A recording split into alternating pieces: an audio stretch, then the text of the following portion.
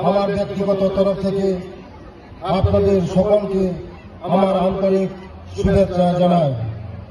এই দিনটি আমাদের সকলের জন্য একটি গৌরবময় দিন।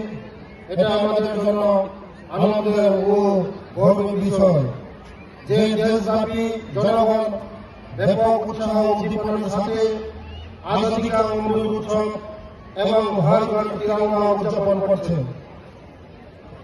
স্বাধীনতা দিবস হল এমন একটি দিন যা আমাদের জীবনটি স্বাধীনতা সংগ্রামীদের অনুপ্রেরণামূলক যাত্রা। অবিরাম সংগ্রামী প্রচেষ্টার কথা স্মরণ করে দেয় ব্রিটিশদের হাত থেকে স্বাধীনতা পাওয়ার এবং দাসত্বের শৃঙ্খল বাংলা সহজ ছিল না। এই স্বাধীনতা অর্জন করতে অনেক লোক আত্মবলিদান করেছিলেন। করার কাছ থেকে দেশ মাতৃত্বকে উদ্ধার করার জন্য ওনারা জীবনের সকল সুখ বিসর্জন দিতেও পিছপা হননি। আজ তাদের এই আত্মবলিদান কৃতজ্ঞ দিনকে স্মরণ করছি ও তাদের প্রতি আমার বিনম্র শ্রদ্ধা জ্ঞাপন করছি।